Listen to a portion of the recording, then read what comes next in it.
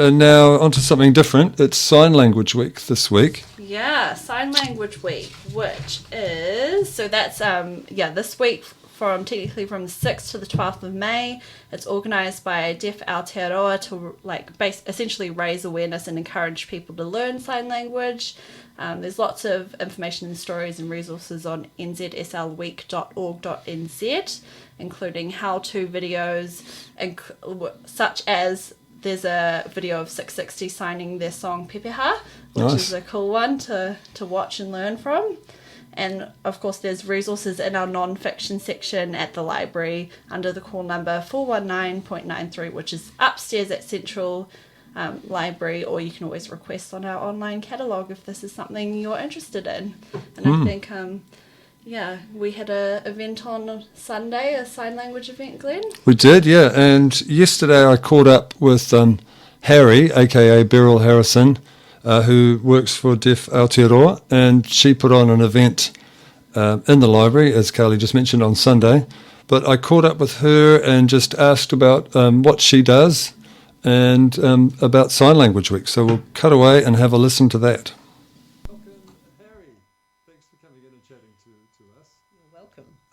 We're going to talk a little bit about New Zealand Sign Language Week, which is happening this week. But can you just tell me a little bit about yourself and your involvement with Sign Language Week, please? Sure. Well, first of all, happy Sign Language Week. Okay, So yes. big hand waves to you and everybody else. So Sign Language Week is 1 week of the year where we get to celebrate the beauty and the richness of New Zealand Sign Language and the deaf community and their achievements and the hearing allies that walk alongside them. And so this week there's all sorts of activities and events being held all over New Zealand. Air New Zealand have just put on a full signing plane full of deaf community members. We had the Sign Language Awards celebrating deaf heroes and like I say, hearing allies as well. So there's events all over the place. And it's a great celebration. You'll see sign language interpreters on TV, our deaf heroes on TV and everything. So yeah, it's 1 week that we can really shine and thrive. And that's the theme for this one, about sign language can thrive and anybody can sign anywhere. Yep. So that's the theme for this week. Cool.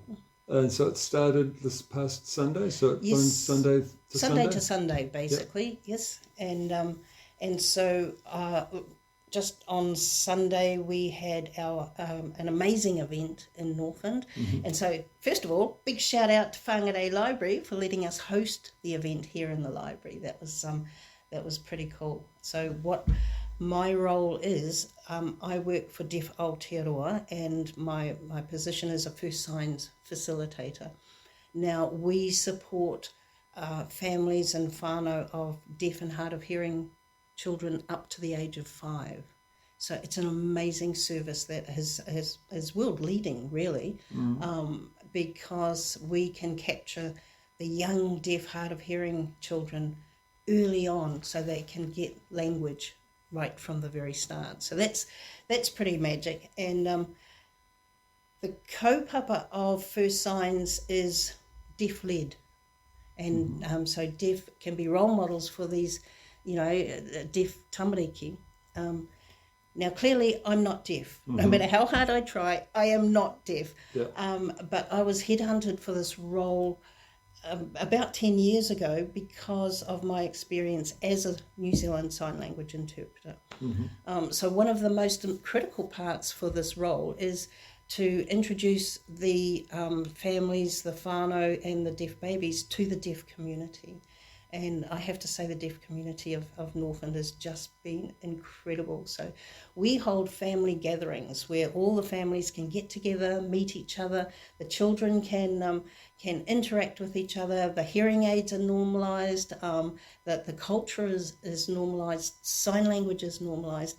And we have our deaf role models there. So everybody's communicating with each other. So, I have a privilege to be involved in this, but I am hearing. So on Sunday we did things a little different this year for Sign Language Week, and so we had our family gathering in the Whangarei Library, but we invited the public as well to be around, to be involved. And it was just incredible. We had all of our First Signs families, all those children, the public brought their children along, and everybody just interacted with each other. We had so many different activities, sign language activities, and the children just went for it. You know, It was fabulous. And so really, really successful. And I'm so grateful to Whangarei Libraries because, you know, you guys have been supporting the deaf community and sign language in the community for many years, and so, you know, hand waves to you guys for that. Well, thank you for thinking of us as somewhere to do your event too.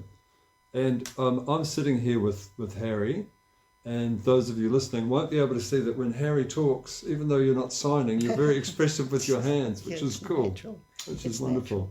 And I do have to say, learning basic sign language is so easy, and I really encourage everybody to be brave enough and curious enough to just give it a go, because it's so simple. Now, what is a good way for people to start who are interested in learning sign language? Is there any? Good question. Well, we have our resident sign language tutor who's a stalwart in Whangarei and Northland. So we have Eddie who does classes, sign language classes. There's a sign language club that you can go along and communicate with other people. There's many online forums to be able to learn. First thing you need to do is download the New Zealand Sign Language Dictionary. Put that on your phone, and you can get any sign that you want. And when I was training to be an interpreter, we had a book this, you know, like a big doorstoppy type book that had pictures for all the signs and everything. Now it's on the phone, and you can have access to over 8,000, 9,000 signs, and somebody's videoing it for you. It's just magic. So that would Easy be now. Presumably a moving image, is it, rather than a static book? Absolutely, rather than the two-dimensional picture, which depicts how you move your hands, what hand shape you have. But somebody that you just press the video and you can see it in 3D. It's just, it's brilliant. Yeah. Well, good start. Because we always, I'm always talking up the book. Yes, It's wonderful. But that is an right. example of That's where right. the power of the internet, isn't it? Absolutely. And so you're talking 2D versus 3D here, and sign language is a visual language, and so. Yeah, I didn't mean to put down the book. No, but that's a great example. Open mouth and foot. No, that's a great example of when it's a wonderful tool. Absolutely, yeah. Well, that's good. And I'm just thinking, so for families with born with tamariki that are deaf, is it challenging for them to meet, and that's what your group is helping facilitate, them getting together with other people? Yes, our kaupaparas, we visit the families in their own home, and so it's not challenging for them to go out, but yes, to have the family gatherings, that's where the magic happens, where they can all meet each other and realise they're not alone, and the struggles are not alone. The struggles are similar, and they can share their experiences and everything. So yeah, it's pretty precious. Yeah, it's a real privilege to be involved in this. Yeah, I imagine you'd get to know people really well. It'd Absolutely. be a rewarding job. Absolutely, yeah. Yeah. Yeah. Oh, fantastic. It's a real privilege. Look, it's Deaf Aotearoa you work for, is it? Yes, that's correct. Is that a government funded? How is that? Who funds that? Is it We get various contracts from various different departments, government departments. So the First Signs one, so clearly we're focusing on the babies, but there are other contracts for the deaf adults, from Ministry of Education for deaf adults, and so yeah, we get funding sources from all over, but we're always looking for more. That's for sure. You know, because our First Signs funding, we were funded to support another 180 children. That was our latest funding, and we've surpassed that target already, a year ahead of our target. So such is the demand. So definitely always on the lookout for more funding, so we can support more deaf children and more deaf adults. Do you have a sense of how many deaf tamariki are you working with in Whangarei or in Northland? In Northland, I have up to 20 on my caseload, 20 whānau, but we do have a waiting list now because the demand is so high. Wow. Oh, well, thank you for all the work you do. That's cool. So just tell us a bit more about the event you had here on Sunday. So you had deaf families coming together, but did you also have other, I want to say, random people just popping in? Yeah, absolutely. So we had our first signs family. So the parents are hearing and their children are deaf or hard of hearing. And so a lot of public families came in and joined in with the activities. So they were all hearing parents with hearing children.